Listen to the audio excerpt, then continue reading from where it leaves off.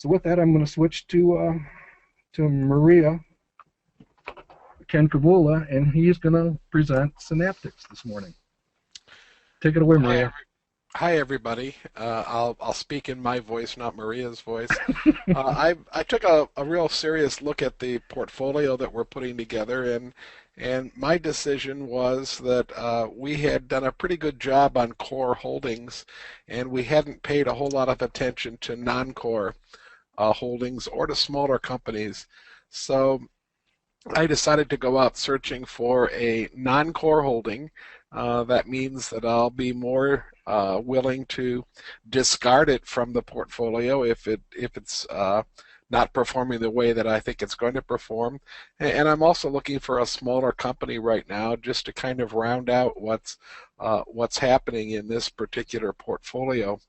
I've chosen Synaptics. I got my list that I just love every year. Right around Halloween of every single year, Forbes publishes a list of the top 100 small companies in the country, and that list is online right now. I still haven't gotten my paper copy of it, but it is online right now, and Synaptics is on that list, as is Strayer, by the way.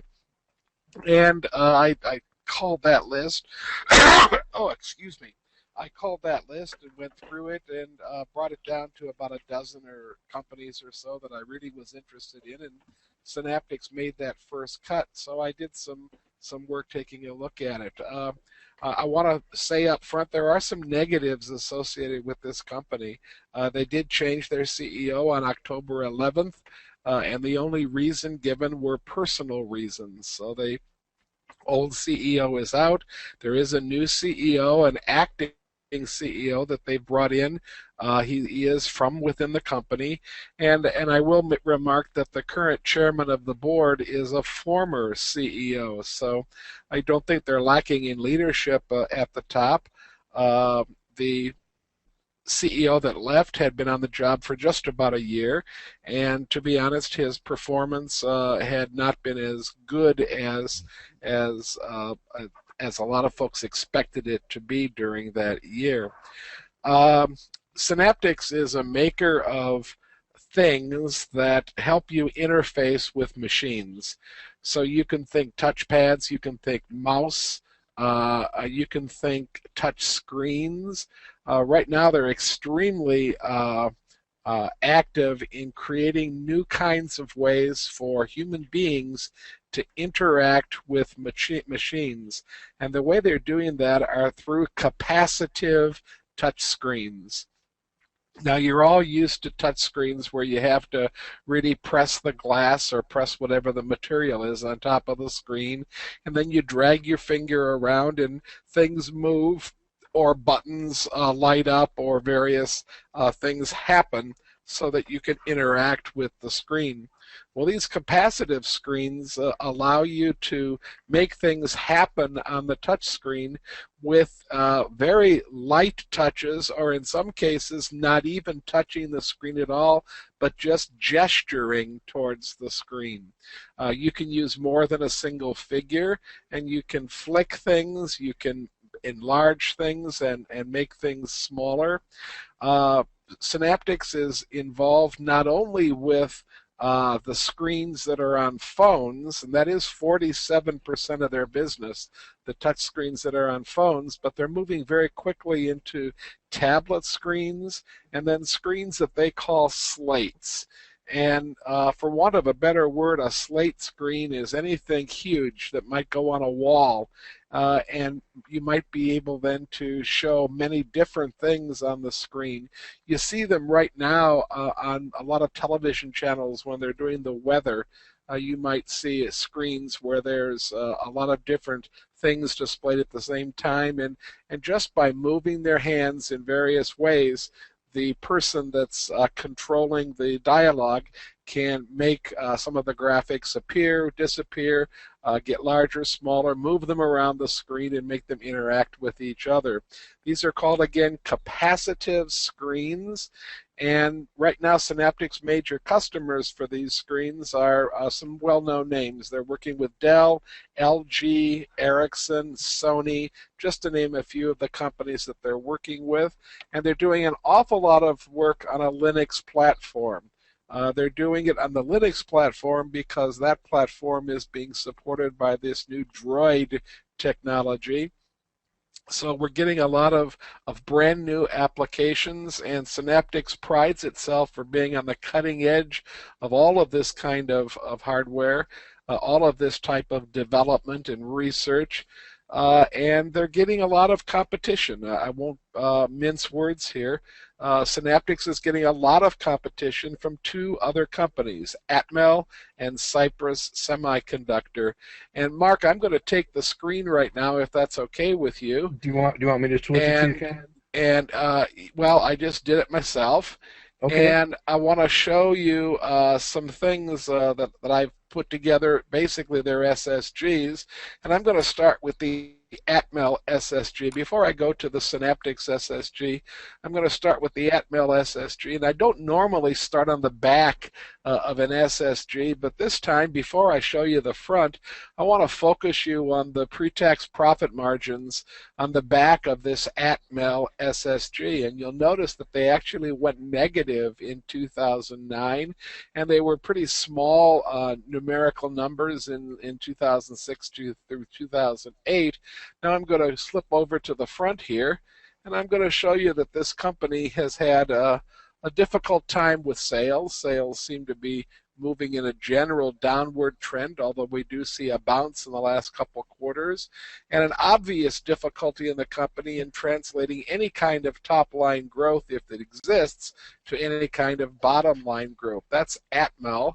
I'm going to show you the same kind of thing for Cypress Semiconductor.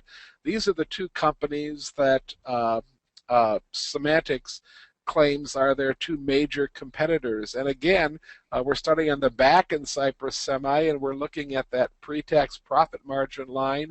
And you can see for the last couple of years, this company has shown negative margins, very small numerical margins in 2006, 2007, and a negative margin number in 2005. And now we go to the front, and again, a general downward trend over the last 10 years for the company, a sharp downward trend during the recession, maybe some bounce back, but again, some difficulty in translating any of this growth, if it exists, to any kind of consistent growth in earnings that we normally look for. Now we're going to look at Synaptics. I was just going to say, Ken, we're going to have to hand out air sickness bags if you're going to keep showing us those. Okay. And here's Synaptics, and while they have taken a hit on their pre-tax profit margins, first of all, I want you to remember what those margins were in their two major competitors, and then I want you to try to answer the question in your own mind, is Synaptics going to be able to continue to handle its competition the way that it has handled it up to this point? It seems to me, by just doing a real cursory look at these couple of sets of numbers, that the other two companies are doing everything they can, including selling things for less than zero profit margin. They're doing everything they possibly can to disrupt Synaptics' market and to take market share. Synaptics has shown me some declining profit margins during that period of time, but at the same time, the company remains profitable, and the company is able, it appears to be able to fend off what the other two companies are handing to it. I'm going to go to the front now, and I'm looking at lines that I consider to be generally up, sort of straight, and pretty parallel. I'm pretty happy with the fact that Synaptics was able to transfer this top-line sales growth, which is pretty consistent right here. There certainly was some slowdown during the recession, but I do see some top-line sales growth, and they're able to transfer it pretty effectively to the bottom line. They've remained profitable, and those profits seem to be generally moving in a positive direction. By our definitions, this is a very large small company or a very small medium-sized company, whichever way you want to make the call on it. It only sells about 600 million per year in goods and services. Again, 47% of its business goes right now to the touch screens on phones, but a huge amount of money going into this capacitive research to create brand new ways for human beings to interact with the machines. I'm going to continue on this SSG right here. I chose 11% sales growth and earnings growth, and I have that a little bit big for my screen right now, so let's make that a little bit smaller so you can see the numbers. There we go. I've chosen 11% going forward, which is certainly in the ballpark of Value Line and of Morningstar. I urge you that if you like this company, there is a pretty comprehensive Morningstar report on this company. I urge you to find that report and take a moment to read it. It really does a nice job of explaining where the company is right now and where the company hopes to be, and sets what, in my mind, are some pretty logical, pretty stable, pretty conservative guidelines for future growth. I'm looking at the analyst numbers. These are consensus numbers from the analysts during the next 2010 fiscal year and 2011 fiscal year, and they do seem to follow reasonably well that 11% line. The analysts are predicting some pretty significant growth going forward for this year, and then we're going to level off from 2010 to 2011. We're just finished the first quarter, so this company is not on a fiscal year. The September quarter represents the first quarter for this year, so it won't end 2010. It won't end 2011 until June of next year. I'm going to turn this over real quickly. I've decided to go with PEs that are representative of the last couple of years of what's been going on with the company. So I chose a high of 27, a low of 14. I did adjust for the most recent 4 quarters earnings. I'm getting a number of 23.7 right here as a low price. That gives me a fairly high upside-downside ratio, which I tend to kind of ignore if I feel comfortable with my values, and I do. I'm getting a range of about 16.6 right here, and that's right in line with the numbers that Manifest is generating for this particular company. I think it's an interesting company. It certainly has a lot of potential. There are some challenges facing the company, but all in all, I'd like to add it to the portfolio. And then keep a real close eye on it for the next 6 to 9 months to make sure that the competition does not overwhelm this particular company. Thanks, Mark. Well, thank you, Ken. I'm going to go ahead and switch the screen back to me for now.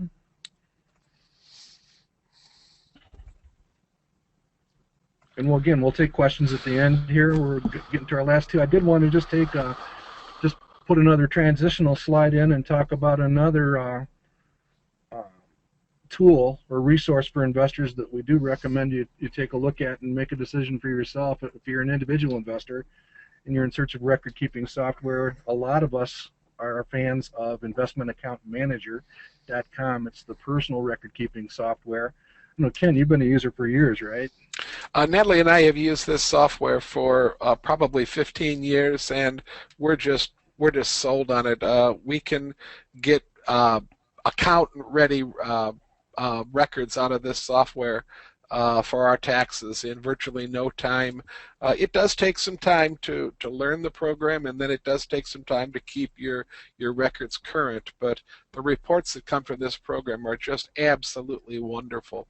I can't speak too highly of Account Manager. Yeah, that time is probably a lot less than putting together the shoebox approach. But again, this is not necessarily a hard sell commercial. We're just trying to make you aware of something that may be out there that may be helpful to you as an investor. Plus, we're just giving our producer, Dan Horinek, a nice break point for his work on putting together the future presentations. But Investment Account Manager, highly recommend it.